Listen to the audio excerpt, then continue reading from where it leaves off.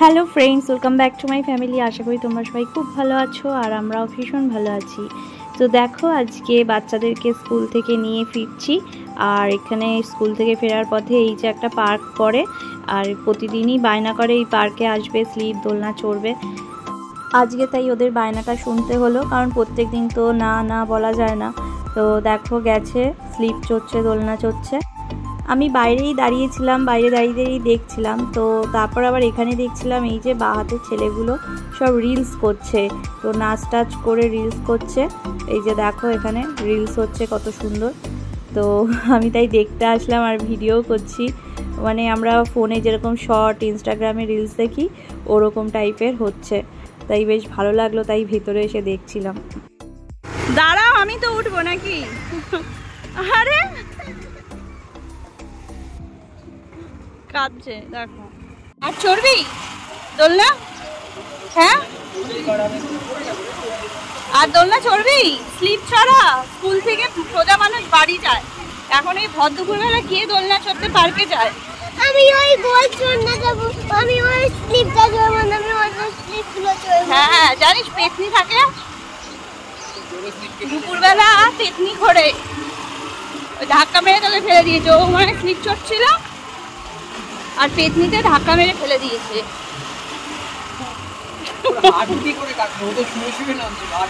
আরে মুখ থুবড়িয়ে পড়েছে, বুঝতে পারছো না? মুখ থুবড়িয়ে পড়ে দুটো হাতই কেটেছে। হ্যালো বন্ধুরা, এই দেখো আইসক্রিম আমরা এনেছি। এটা এটা আমার, এটা আমারটা ব্ল্যাক, আমারটা চকলেটে, ওটা ম্যাঙ্গো। এটা হলো আমরা রাস্তা থেকে এনেছি, ঠান্ডা এক্ষুনি ফ্রিজ থেকে বার করলাম এই যে প্লেট। তাহলে এখন খাই, খেয়ে দেখি। দারুন।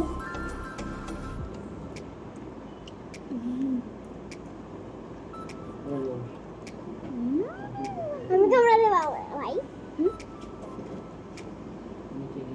এই কামড়িয়ে দিচ্ছে। তোর বল মাছ, আমি খাবো না, তুই খেয়ে নে।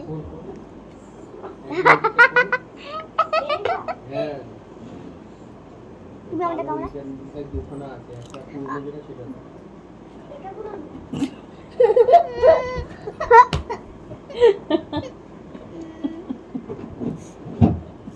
ঠিক আছে,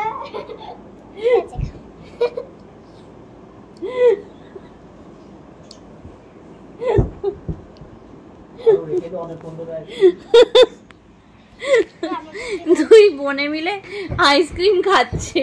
দেখো, ও একটু ওর আইসক্রিম কামড়িয়েছে বলে বুবু পুরো অর্ধেক করে ব্যাস ঝামেলা শুরু হয়ে গেল। দেখলে, আইসক্রিম কেনা নিয়ে ঝামেলা, খাওয়া নিয়ে ঝামেলা। এই যে আইসক্রিম এখন দু অর্ধেক হয়ে গেছে, এই যে খাচ্ছে। তুই এত পাজি কেন রে বুবু? ঠিক আছে, আমি খাবো না, দিদিকে দুটোই খাই দেবো। দুটো খাই দেবো আমি দিদিকে, তুই ওটা ওরকম ভাবে কামড়িয়ে ভাঙলি কেন?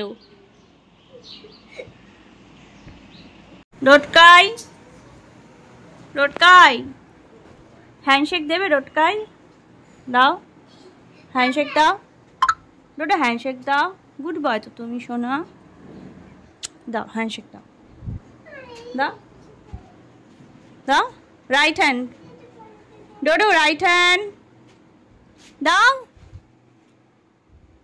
রাইট হ্যান্ড দাও, দাও দাও দাও। উলি বাবা, উলি বাবা। লেফট হ্যান্ড, লেফট হ্যান্ড দাও, দাও লেফট হ্যান্ড দাও, লেফট হ্যান্ড দাও, দাও দাও। শোনা ছিল তো, দাও লেফট হ্যান্ড দাও, হ্যান্ডশেক করো, দাও। ভালো, গুড বয়, গুড বয়। দাও দাও দাও। কি হয়েছে সোনা, মন খারাপ কেন তোমার এত? বোথ হ্যান্ড দাও দেখি, বোথ হ্যান্ড। ডোডোর মনটা খুব খারাপ, কেন জানো? কারণটা বলছি। কারণটা হলো, কালকে ডোডোকে আমি স্নান করিয়েছিলাম, ঠিক আছে? স্নান করানোর সময় আমি তোর কান টান পরিষ্কার করে দিই, তখনও কিছু বলে না। কিন্তু ওর কানে, তোমাদের বলেছিলাম না, ওর কানে হলো র্যাশ উঠেছে। তো এখন দেখো অনেকটাই ক্লিন আছে। তো সম্রাট পরিষ্কার করে দেয় না, তো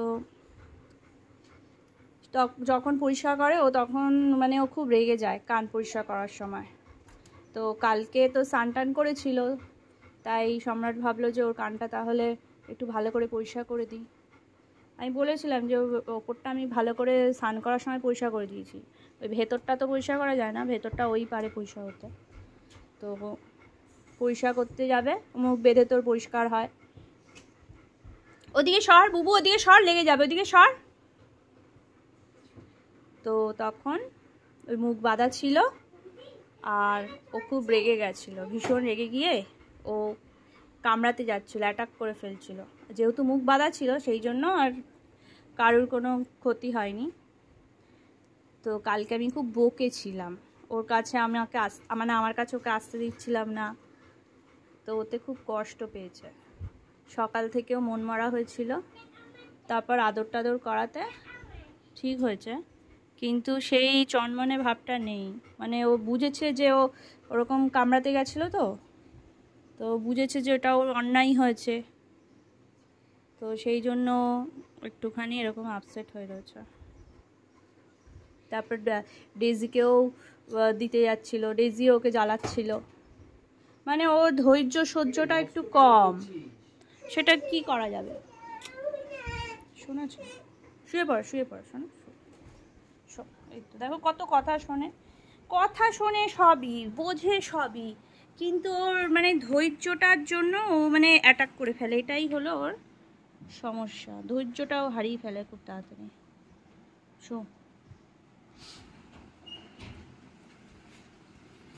দেখ চোখ দুটো দেখলেই বোঝা যাচ্ছে ও কতটা মানে ভেতর থেকে ইয়ে হয়েছে, মানে কষ্ট পেয়েছে।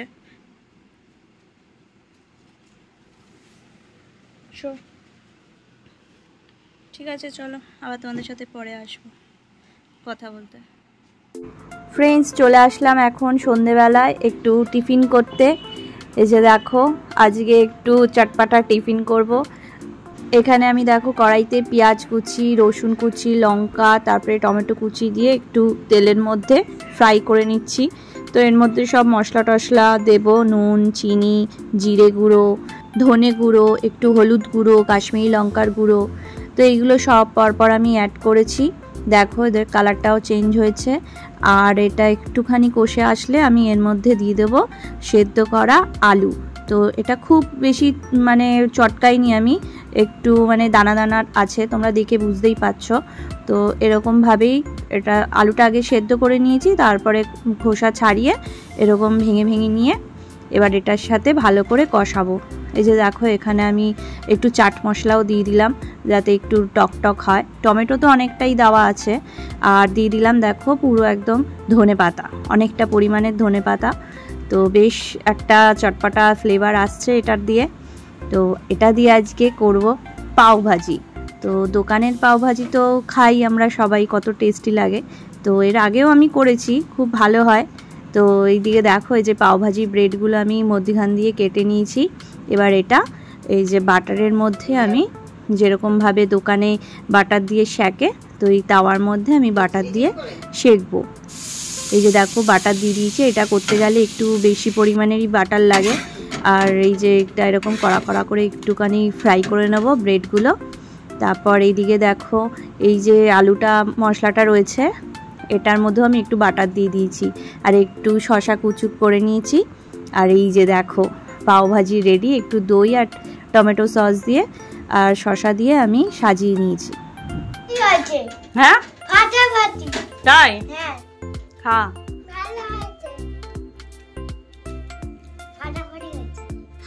তো ফ্রেন্ডস, আজকের ভিডিওটা আমি এখানেই শেষ করছি। কেমন লাগলো ভিডিওটা অবশ্যই জানাবে, যদি ভালো লাগে তাহলে লাইক, কমেন্ট, শেয়ার আর সাবস্ক্রাইব করে আমার পাশে থাকবে। তাই ভালো থাকবে, সুস্থ থাকবে। আজকের মতন টাটা।